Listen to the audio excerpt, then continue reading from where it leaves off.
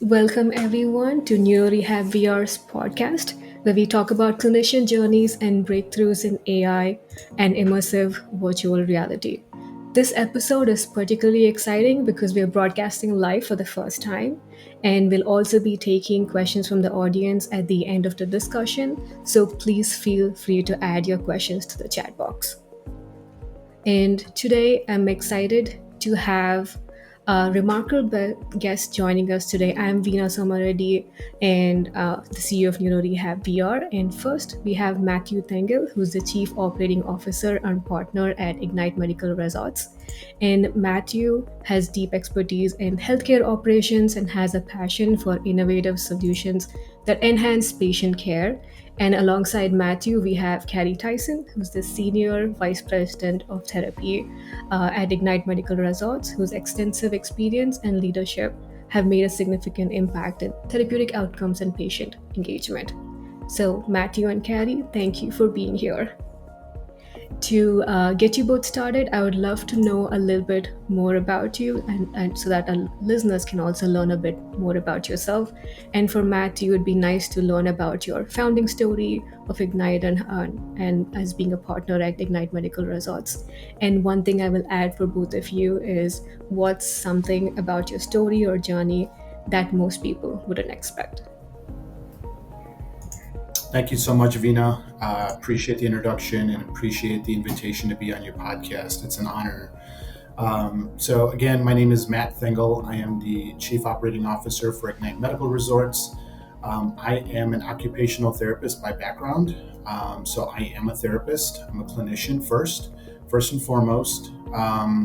And before moving into the COO role, I started with the company at its inception back in 2018 as the Chief Therapy Officer. So it was at that time that, we really wanted to bring, something new, something innovative to the industry. So to give you a little bit of background on Ignite Medical Resorts, Tim Fields and Barry Carr, they are the co-founders of the company. And, they had a vision that they wanted to do something different. They wanted to extinguish the stereotype of skilled nursing facilities. So what really makes us unique is that we have a very big focus on short-term rehab or the rehab to home model versus more of a long-term care approach. So part of extinguishing the stereotype is also bringing advanced technology into the therapy space. That includes both immersive virtual reality like the Neuro Rehab VR, as well as advanced robotic technology that you typically find in rehab hospitals and inpatient rehab settings. I'll turn it over to Carrie. Go ahead, Carrie. Thank you, Matt. So I'm Carrie Tyson. I am also an occupational therapist by trade. I was promoted into a DOR position with my previous company for about 10 years. I've been with this organization with Ignite Medical Resorts for about 5 years as a DOR. And then I was promoted into my current role as Senior VP of Therapy about 6 months ago. Thank you so much for your introductions, and I'm excited to dive in today. So for Mathew, what excites you most about the future of Ignite Medical Resorts? It's continuing to increase accuracy and efficiency through AI and innovative technology. I mentioned during the introduction that we feel we're at the forefront of cutting edge technology. We want to continue to do that, and we're really, really excited to do that. Part of it is bringing different pieces of technology in, but also it is using AI to, whether that's on the electronic medical record side, whether that is on the, being able to scrub our EMR to give us greater data, greater focal areas on patients that we see every single day. That, to me, that's huge. And I think that's what everyone should be focusing on is the efficiency side. I mean, the patients that we see today are absolutely not the patients that we saw 5 years ago and 10 years ago. Our patient mix continues to change. They're coming to us more frail than they've ever been. They have comorbidities, so they're coming to us with not just one issue, but multiple issues. So, we can't continue to rely on, what we utilized, many, many years ago. There's a lot of tech that's out there. We just have to be brave enough to go out and give it a shot. Carrie, I don't know if you wanted to add anything to that. That was a revelation for me that the patients that are coming in are different from 5 to 10 years ago. And obviously, you're seeing the trends in the industry that others haven't. So, how does that change the way you're doing therapy at your locations, Carrie? Sure. I think our population is aging rapidly, and we are seeing kind of what Matt was saying, that our traditional methods of rehab aren't working as well because of the comorbidities and how they are, coming to the rehab side of things. And so even as an occupational therapist, I know how repetitive, our traditional therapy can be on a day-to-day basis. And so, bringing in the VR has been a great tool that we can kind of now use to simulate, both the physical and cognitive function, as well as kind of customize it to those specific goals. So I agree. I believe that venturing out to this newer method of therapy has really increased our patients' participation and motivation within our skilled nursing setting. Thank you for that. And I know, Mathew, you mentioned that you're on the forefront of these technologies, which I can confirm because I've been to several Ignite locations, and all the locations look beautiful, they're clean, and I have decided that this is where I will go when I need therapy later on in life, maybe. So I can definitely confirm that. And you're obviously always looking for new technologies to bring in to enhance patient experience, but also you're thinking about your therapist, because I've seen that from the conversations that you have. So what inspired you to bring virtual reality to your location? Yeah, that's an excellent question. Let me just back up a little bit and say that, our motivation is, to find innovative ways to treat our patients. I think Carrie touched on it a little bit, as far as utilizing what we've had in the past. It's still applicable. Don't get me wrong. I mean, it's the foundational principles of why we all went into rehab: occupational therapists, speech therapists, and physical therapists. So that still is firmly intact. But as our patient population continues to change, we also have to bring different tools into our building, because I'm going to be honest, there is no one solution that's going to work, because we don't see one type of patient. We see patients of varying ages, disease processes. Even someone with the same illness could be in a different part. Someone could be a newly onset, someone could have a chronic illness within the same diagnosis. So one tool will never work. So we want to have multiple tools that we're able to go to. And I think that really is what gives us an advantage. You have to have a variety. So, but really, when you talk about why we went into why we wanted to partner with you in Neuro Rehab VR, I have to go back to the days of COVID. When COVID hit, it really, really threw us, because, we have so many patients that are in isolation. We had all of, the state and federal regulations that were preventing us from bringing people together. We were having to be socially distant. And so what happened was, the parallel bars that we use in the gym, well, we couldn't really bring people in. Mat tables, it was hard to, these are things that are very large, very heavy, and fixed. So what we wanted to do, and part of, our strategy was, whatever we do, we want to make sure that it is portable, that we can use it anywhere in the building. We are not bound by the four walls of our therapy department. So what your device has done for us is, it's allowed us to be able to use that device in the gym. It allows us to do it, in the patient's room. So isolation is no longer a challenge for us. We can absolutely use this anywhere: the dining room, common areas, front entrance, back end, doesn't matter. The flexibility that it has given us has been huge. And that's what we look for when we're looking at a piece of technology: is it fixed? Is it mobile? Is it easy to use? And yours is absolutely, easy to use. I will share with you, my daughter had been in one of our buildings and she tried the Neuro Rehab VR, and she's 12 now, so maybe she was 10 or 11, and she was able to use it within me giving her a 90-second tutorial. That's how easy it is to use. So, yeah. I really appreciate your input there, and it took us a lot of iterations to get to the point of when people say it's easy to use, and that was just making sure that we're there with clinicians, seeing how they're using it, and kind of bringing it down. We understand that clinicians don't have the time for a large setup time, and then the device won't get used, and we being in all of these several locations, I've seen like people buying technology that just sits on the shelf, and one of our ethos was our device is not going to sit on a shelf and somebody buys it. It's going to be Yeah. used every day. So coming back to like the technology question, it's you all obviously have like a structure as to, it should be easy to use, portable, all of those things. But there's also like when you're thinking about technology and new approaches, there's other barriers like cultural and also logistical sometimes. So I want you to talk a little bit about the cultural barriers, or even like therapists taking the device on, because there is that learning curve with a lot of technology, not just ours.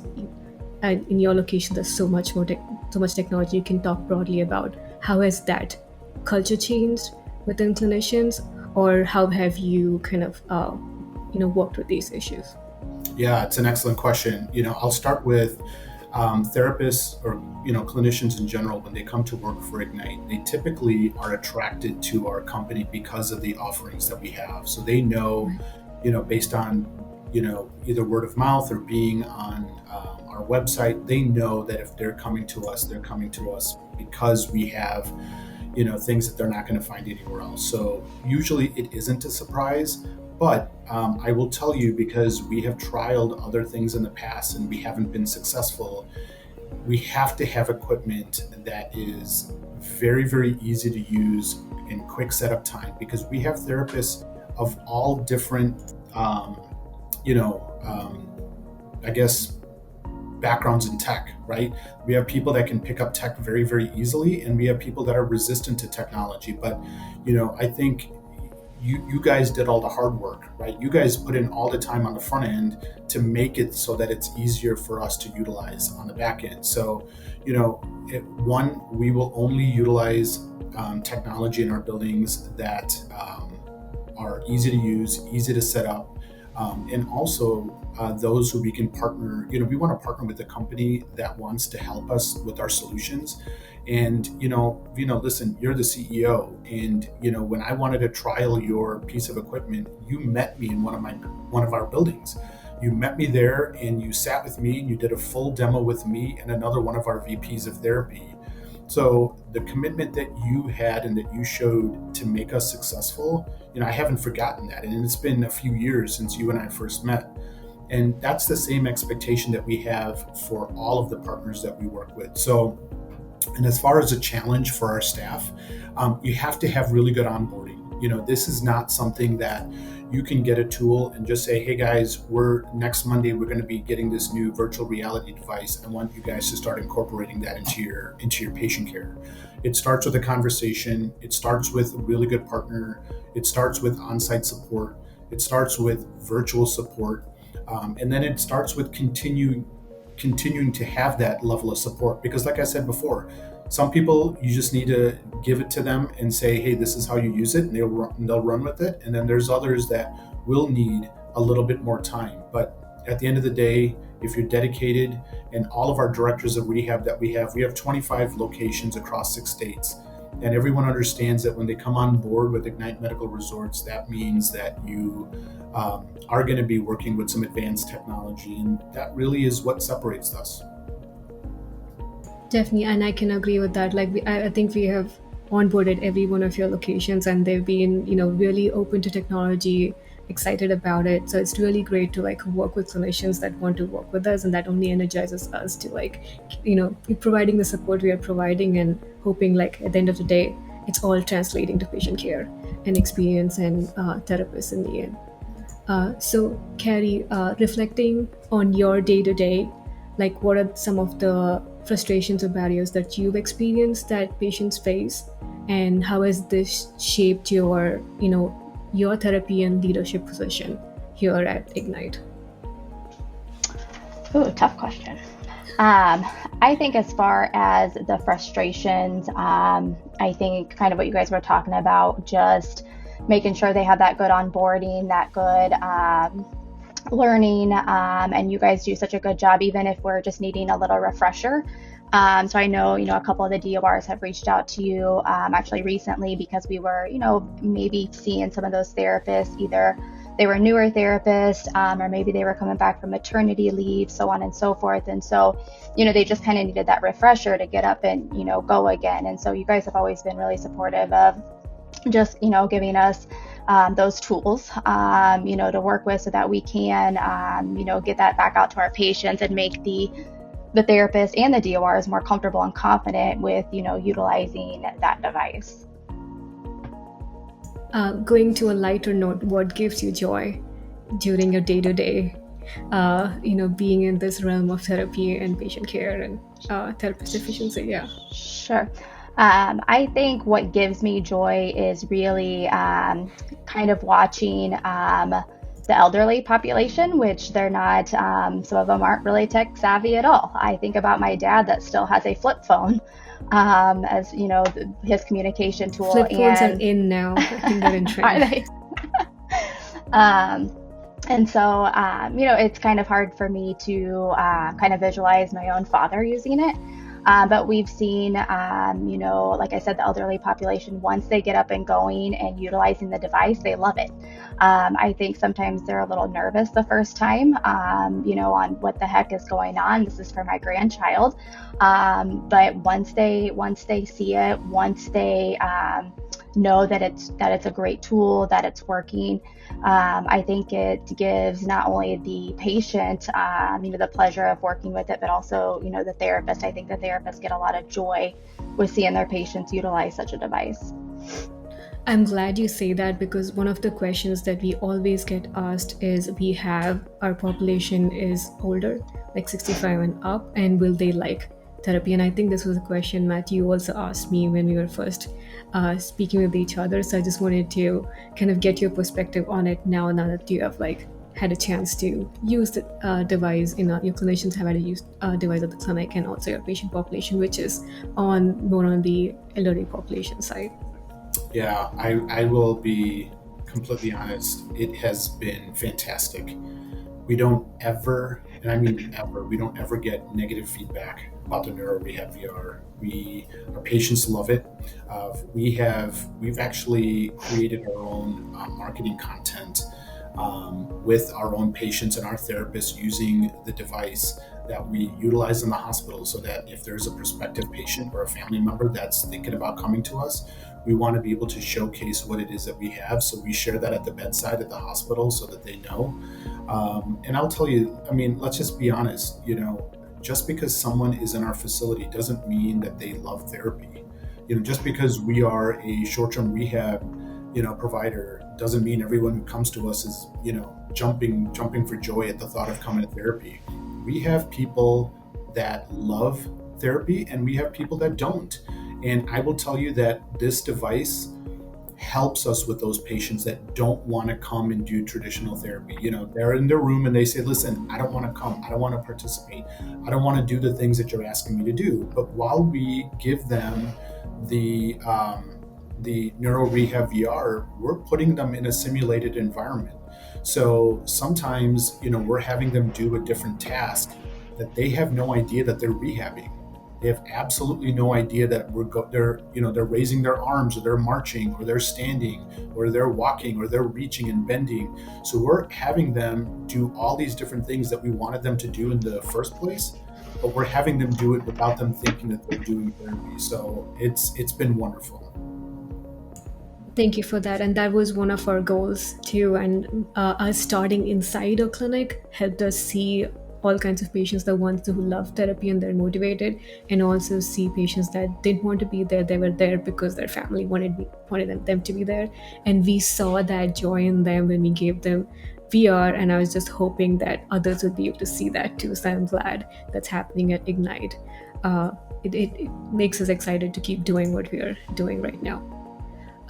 This is for Carrie or Matt. So I know tracking patient progress is central to therapy and it's also time consuming. So how have you thought about streamlining this process but also maintaining accuracy and making sure that the clinicians are staying connected with their patients? Well, do you want me to, I'll jump in and then Carrie, please add to this. So, you know, the most important thing for us, and actually I would say this is across the board for anyone who's treating patients, we want to spend the majority of our time that we have with our patient with them, treating them. So that's hands-on, right? And we want to minimize the time that we are away from them. So all the administrative tasks, right? Logging into an EMR, writing a treatment encounter note, writing a progress note, or whatever the case might be. We want to be as efficient as possible so that we're spending the maximum amount of time with our patients. So I will be honest, I'm going to start with a couple of different things and I want to end with Neuro Rehab VR. So we have some robotic technology that we use. We're actually the only skilled nursing facility in the country that has it. And it's an overground gait trainer.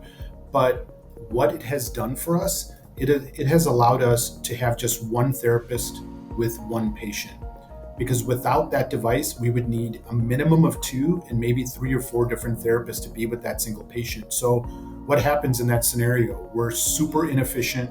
We're pulling other therapists away from what they're doing. Their patients, their documentation time, we're pulling them over because we have a patient that's having a super hard time standing and walking, right? That's pretty typical. But with that device, we've now increased our efficiency. So, we're really happy about that. But with your device, and so far of all the advanced tech that we have, yours is the only one that gives us the ability to decrease our documentation time, which is amazing. So the Neuro Rehab VR, generates a SOAP note, a treatment note for us. So after we have the patient in the device, we can do our task with them. And at the conclusion of it, you guys give us a note that we're able to then put into our EMR. I mean, the time that saves us is huge. So we're able to translate that back into, spending more time with our patients. So I think that's been amazing for us. Carrie, anything else that you want to add? Nope, I think you hit it on the head. Like you said, I think the documentation part is huge. Because it is the most important to have those hands-on with those patients because that's what they need the most. That's what they're coming for. They're not coming for our heads stuck in a computer, right? With documentation. Exactly. And so to have more of that one-on-one time because you guys are generating that documentation is really big. Thank you. I really appreciate that. And the ground, gait training machine that you spoke about, you can use that in conjunction with our device so that they're walking while they have the VR on. I'm not sure if you all have tried that yet. That's something to check out awesome. Because our device, you can actually walk through the halls too. It's not just stationary. Amazing. We have had one of the buildings do that actually. Okay. They were hooked up and they. I want to say they were doing a kitchen task, but don't quote me. I think they were hooked up as well as they had the VR machine on. And the lady was reaching, high and low up into the cabinets. But it really, because she was in the gait trainer, I think that helped build her confidence as well, having kind of both of those devices. So. Thank you. And that's exactly like what we wanted to do with we build the VR part, but there are overhead harness systems, standing frames that really you can enhance both equipment's output and your patient's output as long as they feel safe. Patients are more inclined to actually push the barriers that they might have. So thank you for touching on that. One question I had, Mathew mentioned briefly that you show some of the marketing information to hospitals. Has that translated to more patient referrals to Ignite? Absolutely. That is, I'm glad you asked because, for all the listeners, that's something that I really want them to pay attention to. Let's go back to one of your first questions, and that was, what's kind of separating us, and that's our focus on technology. So obviously it helps us with the types of patients we have, but then the marketing side.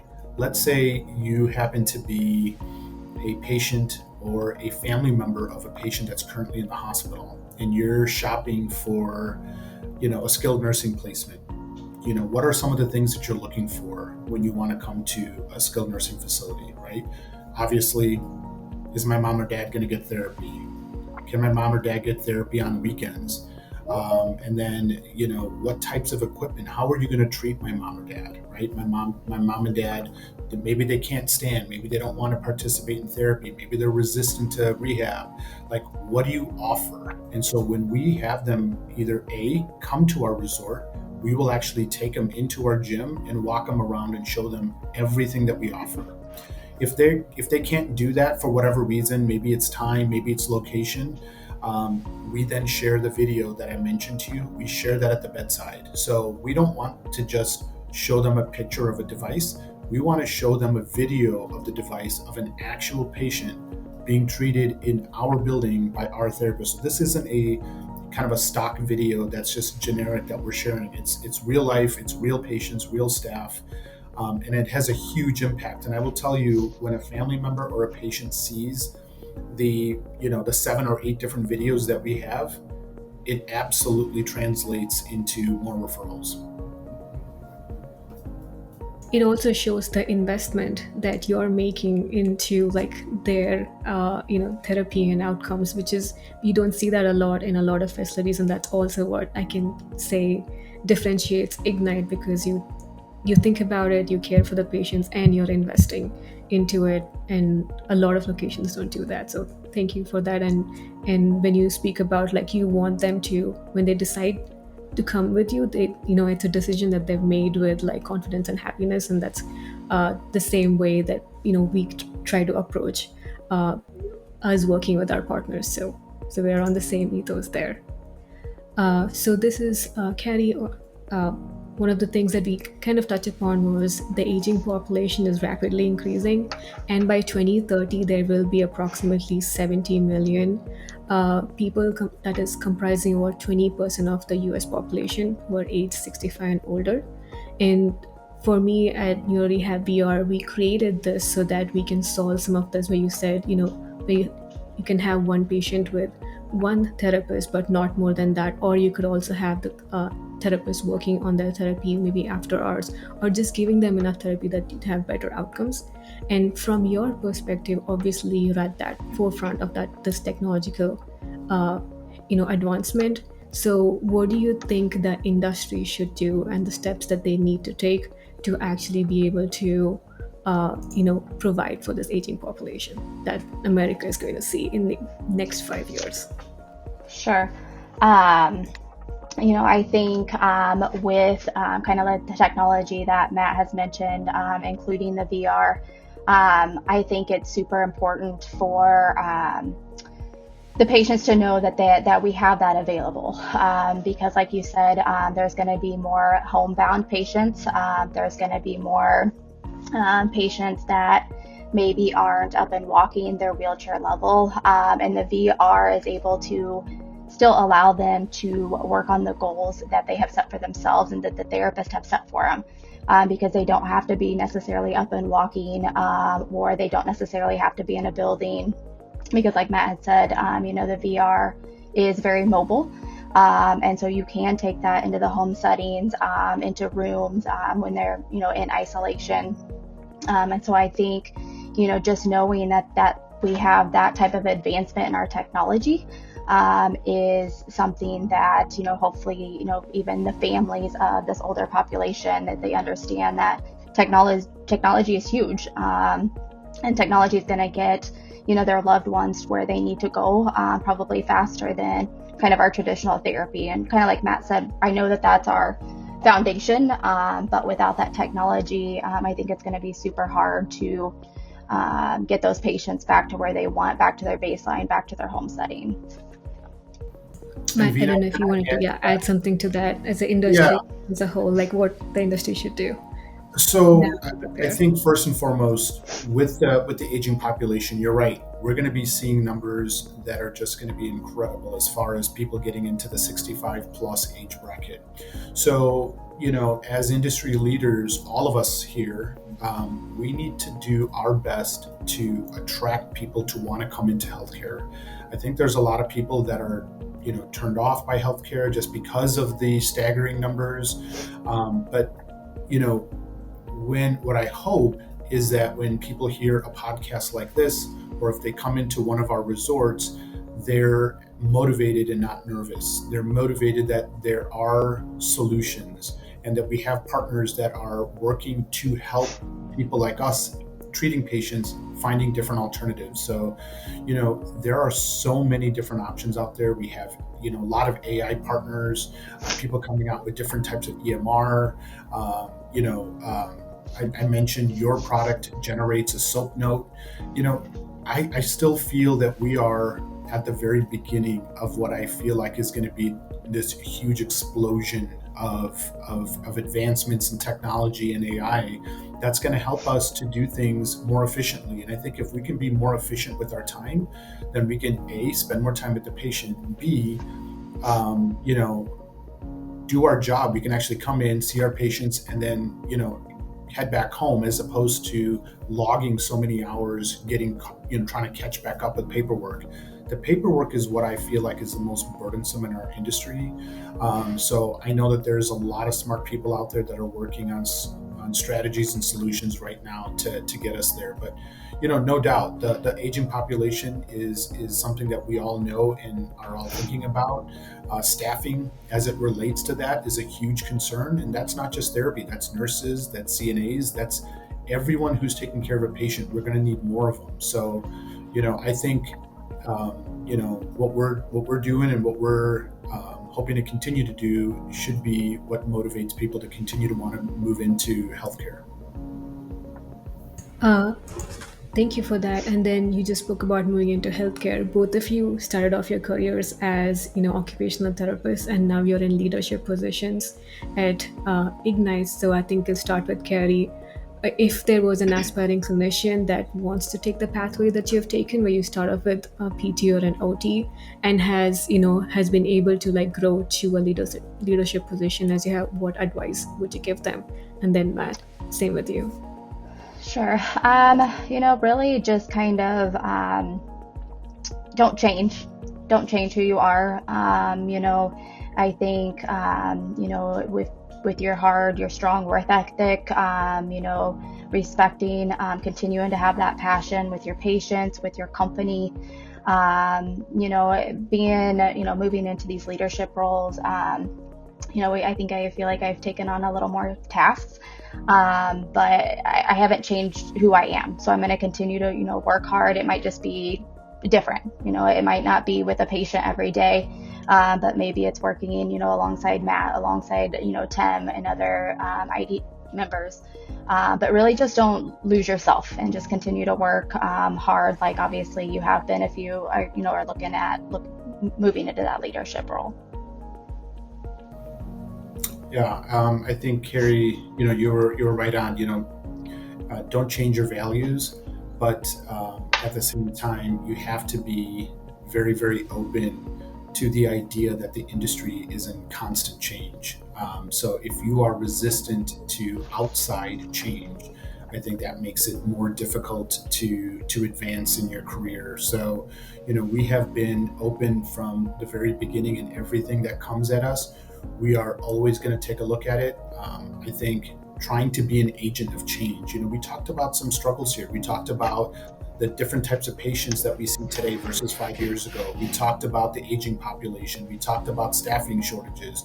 We talked about efficiencies, accuracies. We talked about AI. We talked about robotics. We talked about, devices that generate notes. All of that is what's happening in the world around us, right? Things are happening. And so you have to be, in my opinion, is if you're going to be moving into a leadership role, you have to embrace that. You have to want to bring that to your staff, right? So you are kind of the conduit or the liaison between all that exists out there and then your staff.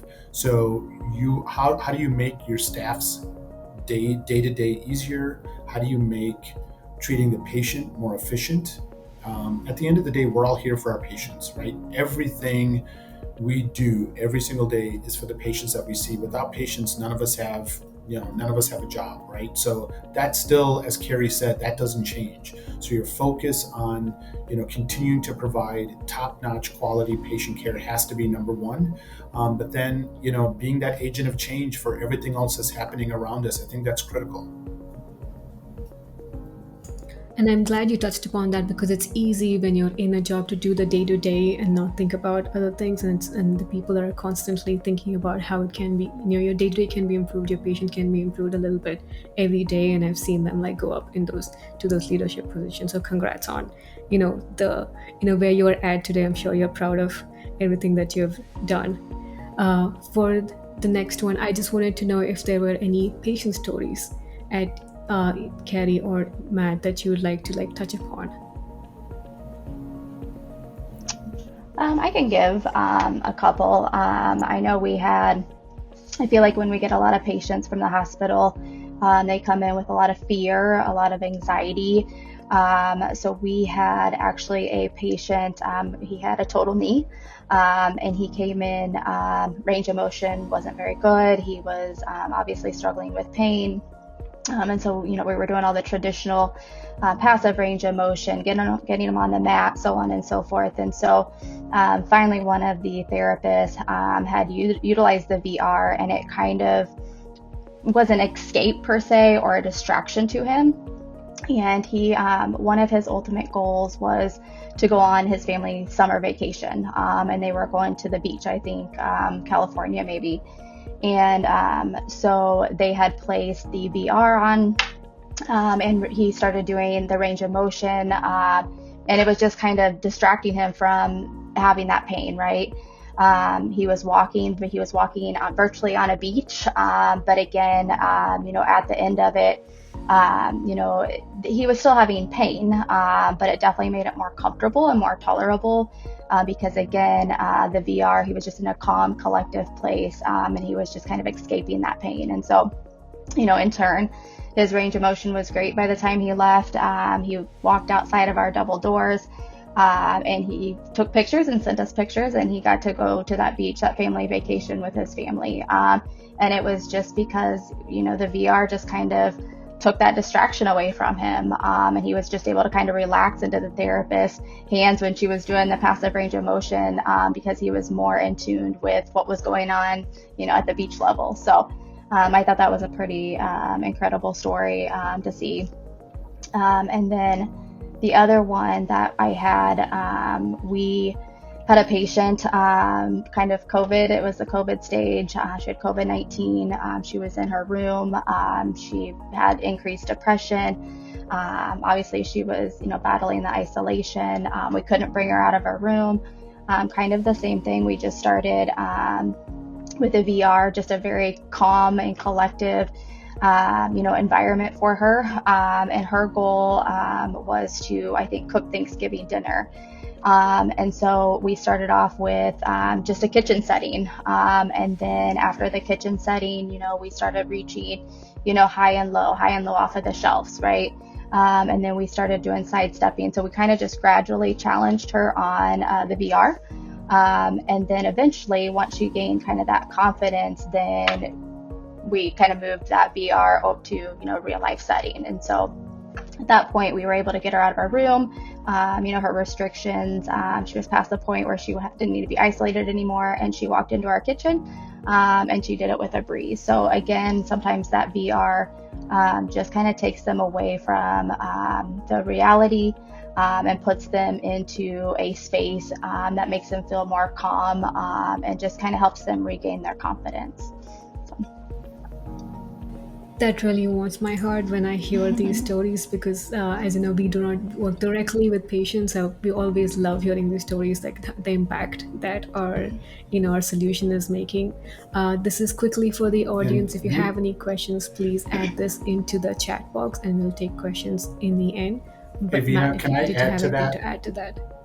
Yes, of Yeah. course. Go ahead. So, as Carrie was telling examples of some patient success stories, it reminded me of one as well. And I think we spent a lot of time on this podcast talking about utilizing the VR device, to get patients, walking and standing and marching and reaching and so on and so forth, and very mobility based. But I remember, a really, really good story about us utilizing it from a cognitive aspect, and that's something that we haven't touched on yet. So, one of the activities that a patient can do in the Neuro Rehab VR is this that I love is this kind of shopping cart in a grocery store simulation. So, for those that don't know, the patient, is in an aisle at a grocery store, and there's items on the left and items on the right, and directly in front of the patient there is a shopping list.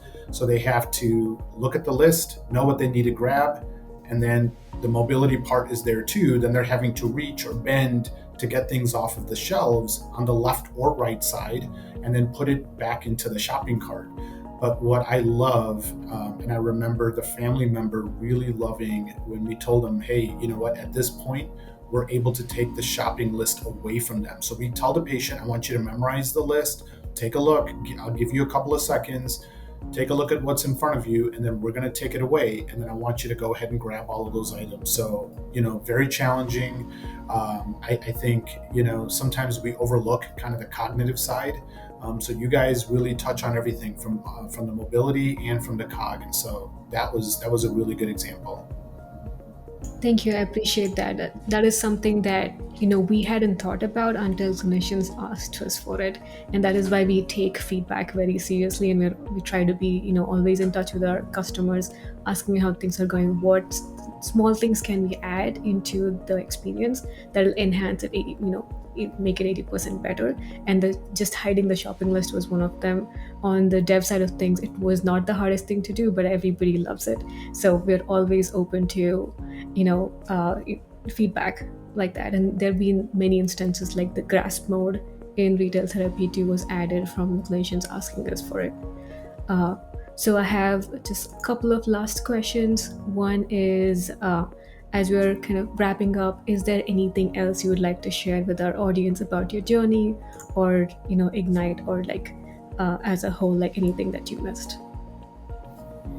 I don't think so. Carrie, is there anything that you can think of?